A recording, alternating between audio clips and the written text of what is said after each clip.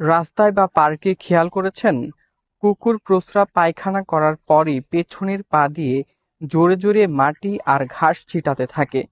অনেকে ভাবে এটা বাজে কোনো অভ্যাস, কিন্তু না, এর পেছনে আছে পুরোদস্তুর বিজ্ঞান। যুক্তরাষ্ট্রের পেনসিলভানিয়া বিশ্ববিদ্যালয়ের পশু বিশেষজ্ঞ ডাক্তার কার্লো সিরাকুসা বলছেন, এটা আসলে কুকুরদের নিজেদের মধ্যে যোগাযোগের একটি কৌশল।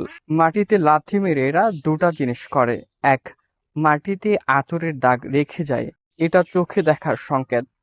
দুই, পায়ের থাবার গন্ধগ্রন্থি থেকে বিশেষ গন্ধ বের হয় যা মলমূত্রের গন্ধের সাথে মিশে যায়, এটা নাকে শোকার সংকেত। সহজ কথায় কুকুর বলতে চায়, আমি এখানে এসেছিলাম আর এটা আমার সময় ছিল।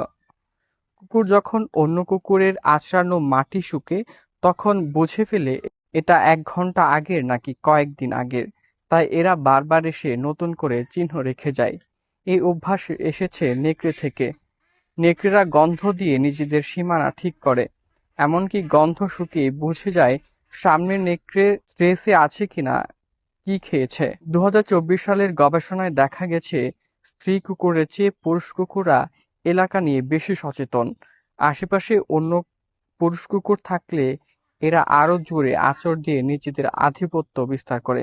এটাকে বলে ওভারকামিং, অন্যের গন্ধের উপর নিজের গন্ধ চাপিয়ে দেয়া।